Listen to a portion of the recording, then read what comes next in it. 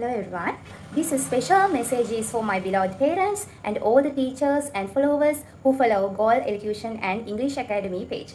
Today, through this video, I would like to introduce a mindfulness technique that can be used both during the classroom time and at home.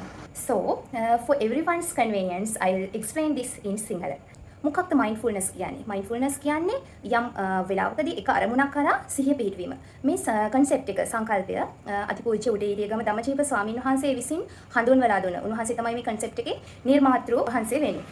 ඉතින් මේ concept එක ගොඩාක් දුරට දැන් ඉස්කෝලවල වල ක්‍රියාත්මක වෙන concept එකක්. මෙන්න මේ mindfulness කියන එක ගොඩක් දුරට අපි දරුවන්ට උගන්වන වෙලාවේදී පාවිච්චි කරනකොට අපි කියනකොට දරුවෝ ගන්න සාමාන්‍යයෙන් ආනාපානසති භාවනාව වගේ දෙයක් දරුවෝ කොහොමද කැමති නැහැනේ භාවනා කරන්න. දරුවෝ විතරක් නෙමෙයි ගොඩාක් බහුතර මේ කාර්යබහුල ජීවන රටාවත් එක්ක දෙමව්පියෝ වැඩිහිටියොත් කැමති නැහැ භාවනා කරන්න.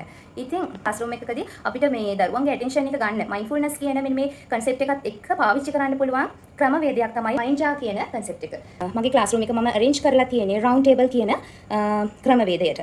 ක්ලාස්රූම් එක අතරතුරේදී lesson එකකින් තවත් lesson එකකට move වෙනකොට එහෙම නැත්නම් ක්ලාස්රූම් එක අතරතුර කාලයේදී දරුවන්ගේ අධික ഘോഷාව ශබ්දය කළ දරුවන් අවධානය රඳව ගන්න අපිට මෙන්න මේ mindja එක පාවිච්චි කරන්න පුළුවන්.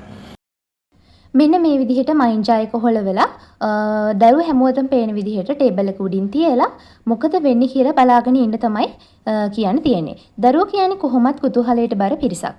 එතකොට කුතුහලය නිසාම දරුවෝ මේකට සම්පූර්ණ attention එක යොමු කරවලා මේ දිහා බලාගෙන ඉන්නවා. එතකොට දරුවන්ගේ සම්පූර්ණ attention එක තිබුණ තැනින් වෙනස් වෙලා ගුරුවරයාට අවධානය දෙන්න පටන් ගන්නවා.